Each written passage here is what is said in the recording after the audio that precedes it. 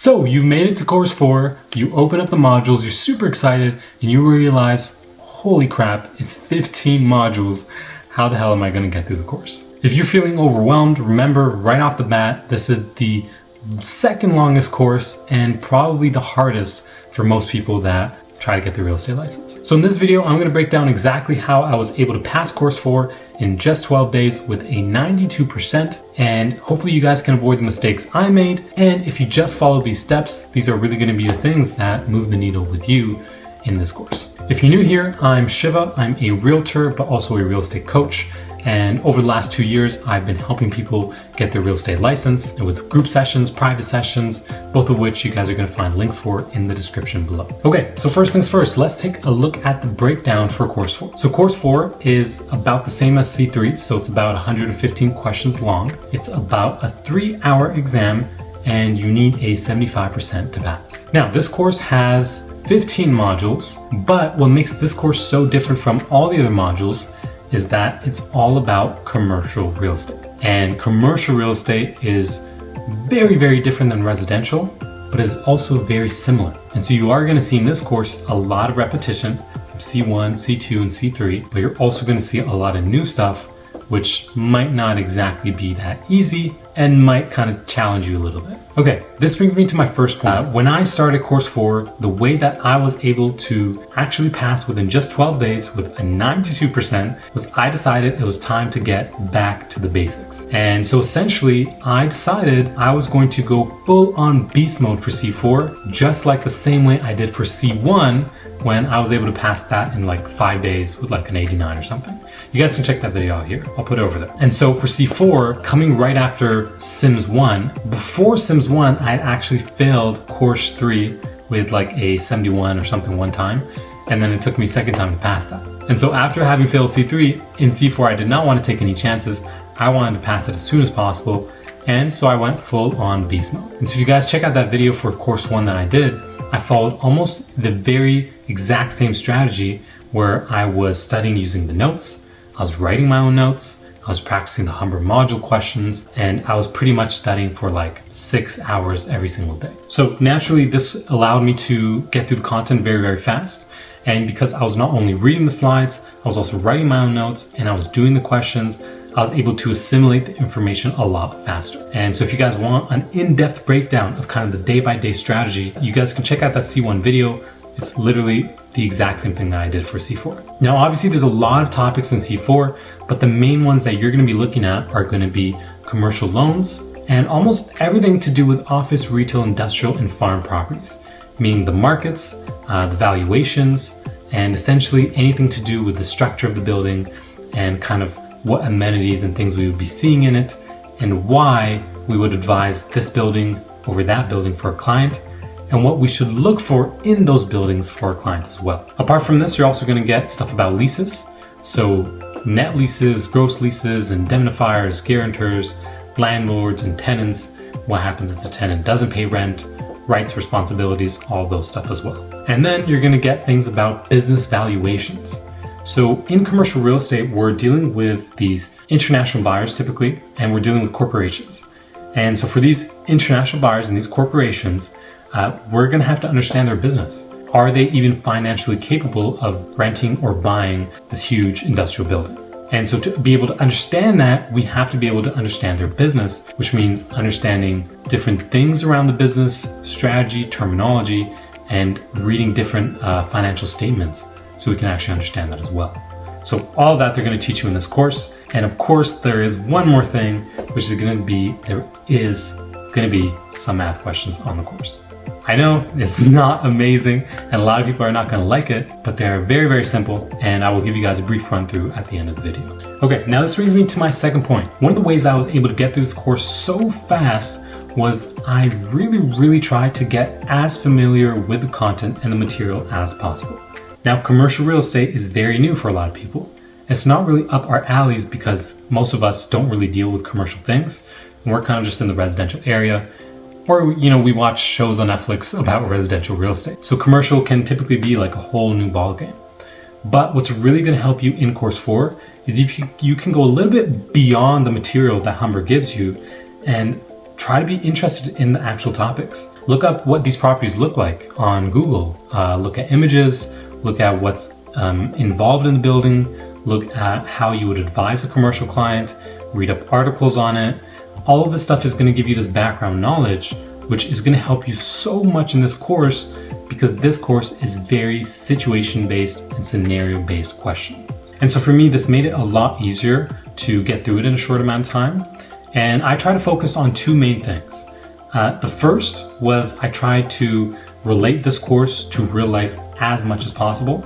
So I tried to look at situations in my neighborhood. I tried to look at or try to remember scenarios where I saw this plaza that was for sale, or I could imagine my local pizza shop, the owner wanting to expand their unit to get more clients. Or if I was a pizza shop owner, why would I go in this plaza versus that plaza? How the tenant mix would affect both of those. So putting yourself in those shoes and also relating it to real life, your experiences, your memories, your past, that's all going to help you to kind of remember and solidify this material. And so like I said, the first way really was related to real life. And the second way was put yourself in those shoes. Act as if you are that business owner or you are the one with that local shop. And so you're going to realize a lot of the questions on the exam are asking you to give advice to your dentist client who doesn't know which plaza to choose. And you'll realize if you were the dentist owner, which one would be most beneficial for you is a much easier question to answer, because now you're putting yourself in their shoes and you're actually going to think much harder and you're going to be much more interested in finding a real answer. The problem is with this course, what I've noticed is a lot of people that I've taught before who kind of have trouble with C4, it usually comes from some sort of dissociation with the course. It's commercial, I don't know anything about commercial, and they don't make the effort to bridge that gap. And so when the question comes, hey, give advice to this guy that owns this dentistry, they're like, I don't know, I don't have a dentistry.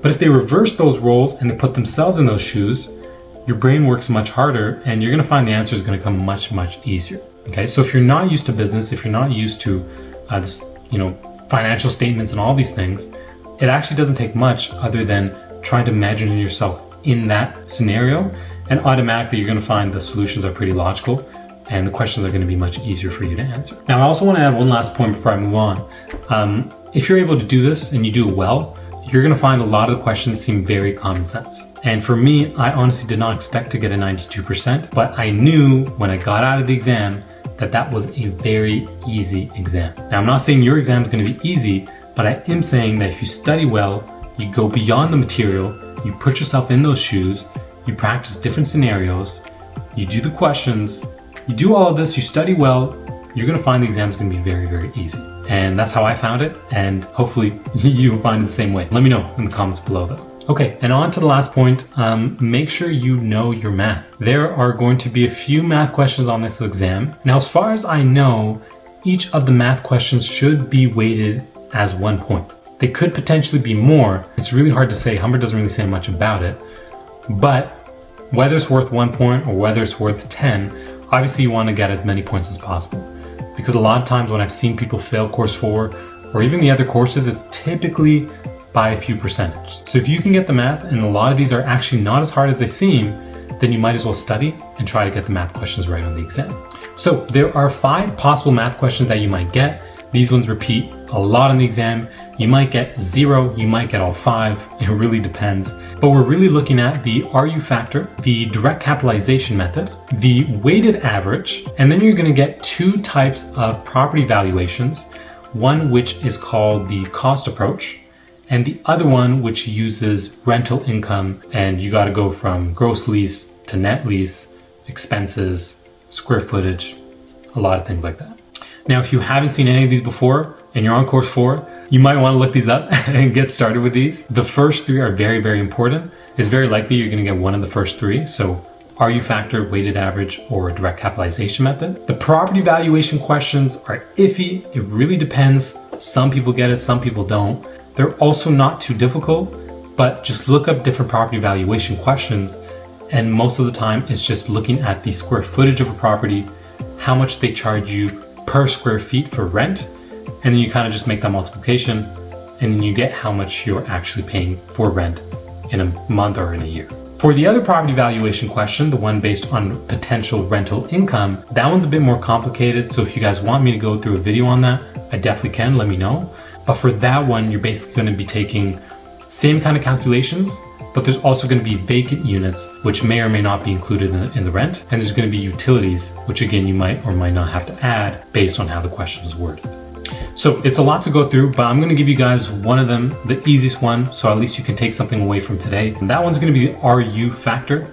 Very, very simple. You are just going to divide the rentable space by the usable space, and you're going to get a number, and that is the RU factor. Now, usable space is the space actually being used by the tenant, and rentable space is your usable plus your common elements. So for example, if I have a condo and this condo has a balcony, my usable space is just the condo itself, not including the balcony. So let's say this condo is like 200 square feet, just the condo. The balcony is considered a common element, exclusive use, but it's a common element.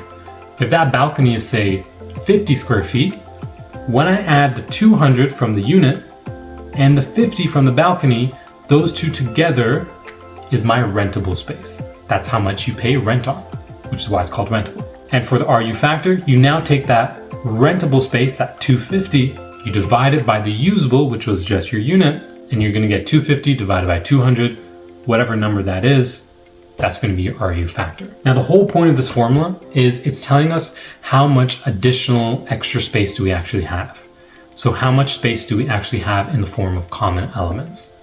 The reason why is because if you remember that formula I just put up, rentable is usable plus common elements. So if my common elements is 0, my rentable and my usable is going to be the same.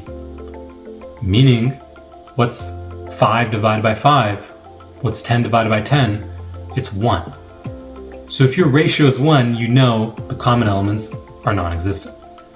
As soon as you have some common elements, 1, 2, 5, 10, 100, 200 square feet, whatever it is, now you're going to see the RU factor is going to be more than 1. 1.2, 1.4, 2, 3.7, 5.8, whatever it is. Now, they're not going to ask you all this on the exam. For the exam, you just got to know the basic calculation. But just to give you the understanding, as soon as you see that number is above 1, you know it's going to have some sort of common elements. It doesn't mean it's a good thing or a bad thing if it has a super high RU factor or a super low one. It's just used for comparison. If I have an industrial factory in this neighborhood, I can compare this RU factor with another industrial building's RU factor, and then I can see like I seem to have a lot more common space than these 10 other industrial factories because I calculated it with RU factor. And so taking that into account, maybe we've got to reduce something, or maybe this is kind of how we want the building to be. So that's kind of how they use the RU factor. Okay, hopefully that made sense. If it didn't, let me know. I can go through an in-depth explanation in another video. But yeah, those are the tips that I have for C4. Again, check out that C1 video if you want the in-depth day-by-day process I did. And if you want to grab the C4 notes, you can just go to the description below. They're for free.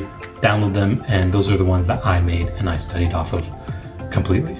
Okay, that's it for today's video. Drop a like, subscribe, and share as always, and I will see you guys in the next video. See ya.